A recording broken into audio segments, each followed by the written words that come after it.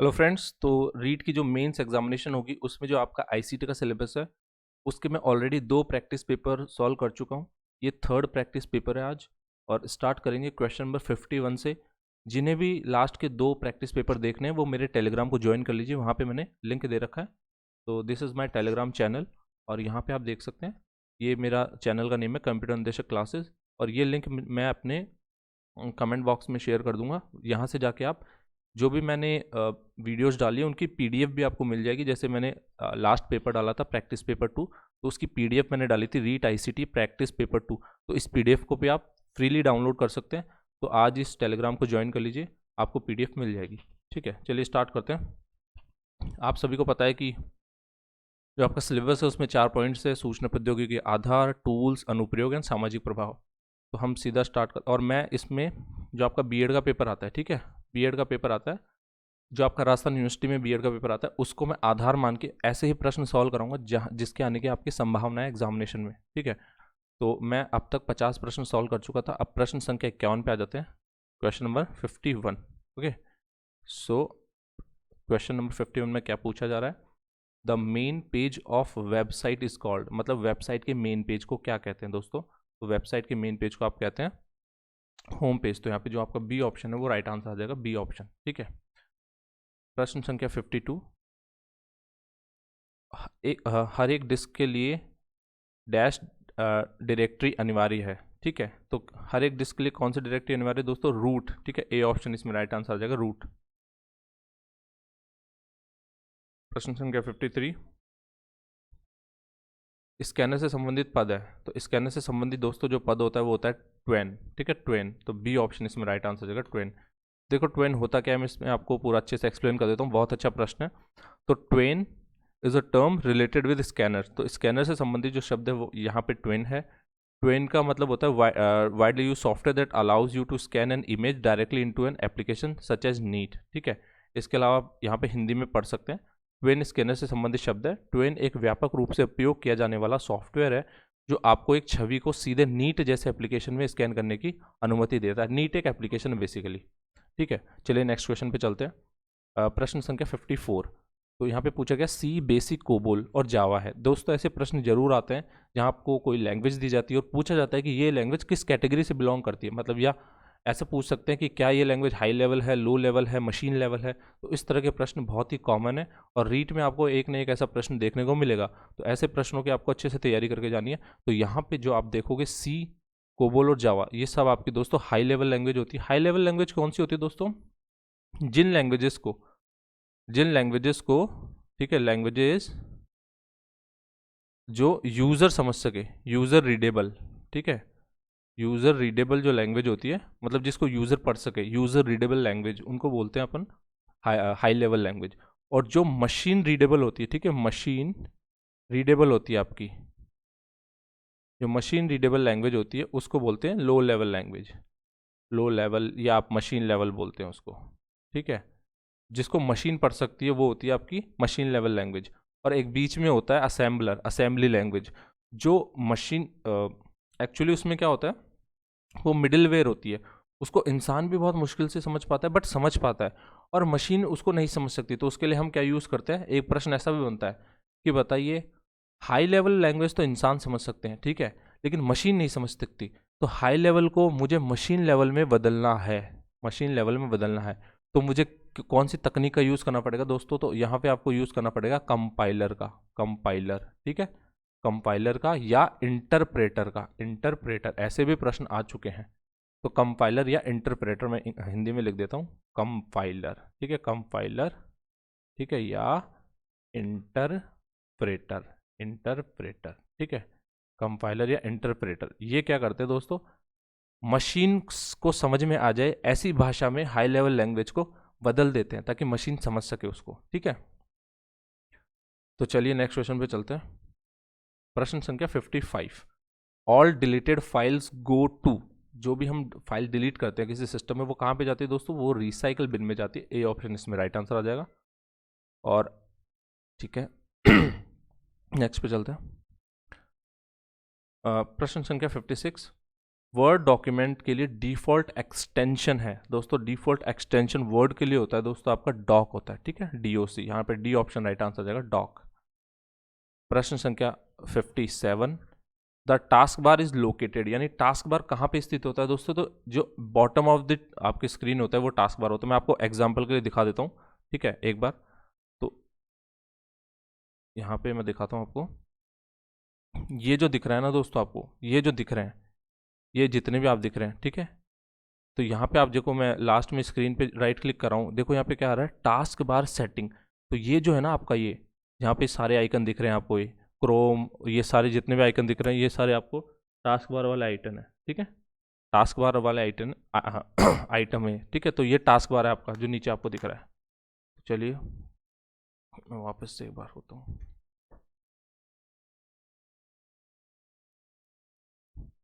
तो प्रश्न संख्या 57 पे थे, तो टास्क बार मैंने आपको दिखा दिया, तो यहाँ पे आपका आंसर आ जाएगा at the bottom of the screen. Okay, प्रश्न संख्या 58, dash is a computer connected to to network, ठीक है, दो नेटवर्कों से जुड़ा एक कंप्यूटर कौन सा होता है दोस्तों, तो उसको हम बोलते हैं गेटवे बोलते हैं। सी ऑप्शन इसमें राइट आंसर आ जाएगा, आंसर शुड बी गेटवे। प्रश्न संख्या 58 हो गया, 59 पे आते हैं। सेव्ड डॉक्यूमेंट इज कॉल्ड, जिस डॉक्यूमेंट को सेव करते हैं उसको क्या बोलते हैं दोस्तों, हम बोलते हैं फाइल बोलते हैं। यहाँ पे आ जाएगा आपका ए ऑप्शन फाइल। प्रश्न संख्या 60, what is easy to use, प्रयोग में आसान क्या होता है दोस्तों, जो भी प्रयोग में आसान होता है उसको हम बोलते हैं यूजर फ्रेंडली। तो यहाँ पे आपका ए ऑप्शन राइट आंसर आ जाएगा, यूजर फ्रेंडली। प्रश्न पूछ रहा है, रिक्त स्थान से कंप्यूटर स्टार्ट या रीस्टार्ट होता है दोस्तों, बूट से, बूट सॉरी बूट से कंप्यूटर स्टार्ट या रीस्टार्ट होता है। तो यहाँ पे आपका सी ऑप्शन राइट आंसर आ जाएगा, 61 में सी ऑप्शन। प्रश्न संख्या 62, किसी डॉक्यूमेंट में पेज में नीचे जाने को क्या बोलते हैं दोस्तों, तो उसको स्क्रॉल बोलते हैं, ठीक है, स्क्रॉल बोलते हैं। बहुत ही इजी प्रश्न है, यहाँ पे डी ऑप्शन आएगा, सॉरी, ठीक है, डी ऑप्शन कर लेना है, ए नहीं आएगा, डी ऑप्शन, डी, ठीक है। Okay, full name of video होता है visual display unit, A option right answer आ जाएगा। Com domain is concern with, तो दोस्तों यहाँ पे आपको डिफरेंट डिफरेंट ऑप्शन मिल सकते हैं। कई लोग इसका आंसर जो बता रहे हैं पर्सनल कैरेक्टरिस्टिक बता रहे हैं, लेकिन कॉम का मतलब ही कमर्शियल होता है, ठीक है। कॉम अगर आप देखोगे ना, कॉम, COM, इसका मतलब होता है कमर्शियल, कम इंग्लिश में लिख देता हूँ, कमर्शियल, ठीक है, कमर्शियल, ये होता है कॉम का मतलब कमर्शियल, कमर्शियल का मतलब होता है व्यापारिक, ठीक है, व्यापारिक होता है। इसमें सी ऑप्शन राइट आंसर आ जाएगा आपका, ठीक है, बिजनेस ऑर्गेनाइजेशन, यहाँ पे सी ऑप्शन राइट आंसर आ जाएगा। कई लोग इसका पर्सनल कैरेक्टरिस्टिक बता रहे हैं, जो मेरे हिसाब से सही आंसर नहीं है। अब अदर क्वेश्चन क्या बन सकते हैं इन प्रश्नों से, मैं बताता हूँ आपको। पहले तो आप पढ़ लो कॉम क्या होता है, ये पढ़ लेना आप। कॉम एक सर्वाधिक लोकप्रिय डोमेन है जिसका प्रयोग व्यावसायिक एवं व्यापार वाले वेबसाइट के लिए किया जाता है। ORG अन्य लोकप्रिय डोमेन है जिसका प्रयोग संगठन एवं NGO के लिए किया जाता है।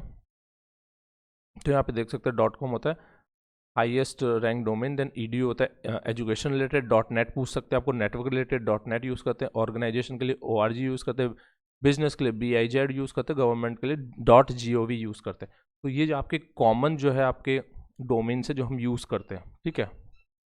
नेक्स्ट क्वेश्चन पे चलते हैं। Okay, the value of the Excel expression 6482, ठीक है, इसमें पूछा जा रहा है कि अगर आप में एक्सेल में आपको इस तरह का मान दे रखा है तो उसका आंसर क्या होगा आपके। तो यहाँ पे दोस्तों क्या होगा, 64 में 8/2। तो अगर जिसको साधारण गणित भी आती है वो इसको आराम से सॉल्व कर सकता है, और एक्सेल में उसी तरह सॉल्व होता है ये, ठीक है। तो इसका जो आपका आंसर आ जाएगा दोस्तों, मैं बता देता हूँ, देखिए इसका आंसर आपका आ जाएगा 4 आंसर आ जाएगा दोस्तों, 4 आंसर आएगा इसका, ठीक है। कैसे बताता हूँ मैं आपको, सॉरी, इसमें क्या करना है, ये आपको इस तरह दे रखा है 6482। तो जब भी हम मैथ करते हैं तो हम हमेशा यूज़ कर लेते हैं 1। अगर 3 दे रखा होता है हमें अंक जिनमें 2 आपके डिवाइडेशन है, तो हम लास्ट में 1 ऐड कर देते हैं, ठीक है, लास्ट में 1 का भाग दे देते हैं, क्योंकि 1 से कोई अंतर नहीं होता। तो फिर क्या होता है, ये इससे मल्टीप्लाई हो जाता है और ये बीच में इससे मल्टीप्लाई हो जाता है, मतलब क्या हो जाएगा, 64 गुणा 1/8 इंटू 2। सिंपल मैथमेटिक्स है। तो यहाँ पे आपका 4 आंसर आ जाएगा। इसी तरह ये एक्सेल में सॉल्व होता है एक्सप्रेशन, तो यहाँ पे 4 आंसर आ जाएगा आपको। Okay, another word, question number 66 है, another word for CPU. CPU के लिए अनदर शब्द क्या होता है दोस्तों? माइक्रो प्रोसेसर, ठीक है, माइक्रो प्रोसेसर भी बोलते हैं इसको। ओके, प्रश्न संख्या 67, चौथी पीढ़ी के कंप्यूटरों में प्रयोग किया जाता है, तो दोस्तों किसका यूज़ करते हैं हम चौथी पीढ़ी के कंप्यूटरों में? VLSI का यूज़ करते हैं। डी ऑप्शन राइट आंसर हो जाएगा, VLSI। ओके, प्रश्न संख्या 68, 67 हो गया, 68 पे आते हैं। तो यहाँ पूछा OMR क्या होता है दोस्तों? Optical mark recognition. यहाँ पे बी ऑप्शन राइट आंसर हो जाएगा, फुल फॉर्म। काफ़ी इजी क्वेश्चन है, काफ़ी बार पूछा गया है, तो आपको ध्यान रखना है। प्रश्न संख्या 69, फाइल नाम के एक्सटेंशन में कम से कम कितने अक्षर होते हैं दोस्तों? 3 होते हैं, ठीक है। यहाँ पे डी ऑप्शन राइट आंसर हो जाएगा, 3। प्रश्न संख्या 70, internet address represents military network, तो मतलब किससे मिलिट्री नेटवर्क को दर्शाया जाता है दोस्तों? .mil, ठीक है, .mil से मिलिट्री को दर्शाया जाता है। ए ऑप्शन इसमें राइट आंसर हो जाएगा, ए ऑप्शन, ठीक है, MIL। Okay, what is the full form of ISP, मतलब ISP का पूर्ण रूप क्या है? तो इंटरनेट सर्विस प्रोवाइडर, तो ए ऑप्शन इसमें राइट आंसर हो जाएगा, 71 में ए ऑप्शन। ओके, प्रश्न संख्या 72, वेब पेज कौन सी भाषा में बनाया जाता है दोस्तों? तो ये आपका वेब पेज जो बनाया जाता है वो HTML भाषा में बनाया जाता है। प्रश्न संख्या 73, ईमेल में @ से पहले वाले नाम को क्या कहते हैं? तो दोस्तों इसको हम बोलते हैं, जो ईमेल में आपका @ से पहले नाम होता है उसको हम यूज़र ID बोलते हैं। जैसे मान लीजिए कोई ईमेल है, मैं लिखूँ pawan@gmail.com, ठीक है। तो gmail.com आपका क्या हो जाएगा? डोमेन हो जाएगा, ठीक है, ये हो जाएगा आपका डोमेन, और ये आपको हो जाएगा यूज़र ID, ठीक है। तो ये याद रखना है। आपको कल ये भी पूछ सकते हैं एग्जाम में कि डोमेन क्या होता है, ठीक है। आपको एक एड्रेस दे देंगे तो बताइए इसमें से डोमेन कौन सा है, तो इस तरह के प्रश्न भी पूछे जा सकते हैं, इसका याद रखिएगा आप। डोमेन @ के बाद वाला जो पार्ट होता है वो डोमेन होता है, और उससे पहले वाला पार्ट यूज़र ID होता है, इस चीज़ को याद रखिएगा। ओके, प्रश्न संख्या 74, डेटा संचार माध्यम को क्या कहा जाता है दोस्तों?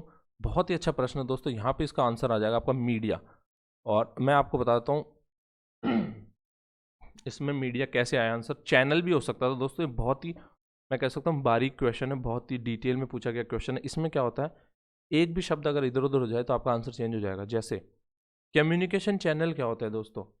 कम्युनिकेशन चैनल को हम ट्रांसमिशन मीडियम भी बोलते हैं, ठीक है। अगर यहाँ पे डेटा की जगह ट्रांसमिशन मीडियम आ जाता, ट्रांसमिशन यूज़ कर लेते, ठीक है, तो आपका आंसर हो जाता है चैनल। लेकिन यहाँ पे डेटा कम्युनिकेशन मीडियम पूछा जा रहा है, इसलिए आपका आंसर हो जाएगा मीडिया। तो ऐसे क्वेश्चंस को आपको अच्छे से ध्यान रखना है, प्रैक्टिस करनी है, क्योंकि इसमें बहुत थोड़ा सा अंतर होता है, ठीक है। तो यहाँ पे आपका सही आंसर हो जाएगा मीडिया। आज का लास्ट प्रश्न है, computer monitor connects to, computer monitor किससे जुड़ा होता है दोस्तों? तो कंप्यूटर मॉनिटर जुड़ा होता है केबल से, ए ऑप्शन इसमें राइट आंसर आ जाएगा, ठीक है। तो ये आज के आपके सारे प्रश्न कंप्लीट होते हैं। ये प्रैक्टिस पेपर 3rd था, 4th प्रैक्टिस पेपर में भी मैं जल्दी डाल दूंगा। तो अगर आपको पसंद आ रहा है तो आप प्लीज़ इसको शेयर कीजिए ज़्यादा से ज़्यादा, और टेलीग्राम को ज्वाइन कीजिए, वहाँ पे आपको प्रॉपर नोटिफिकेशन मिल जाएंगे। तो थैंक्स फॉर वॉचिंग।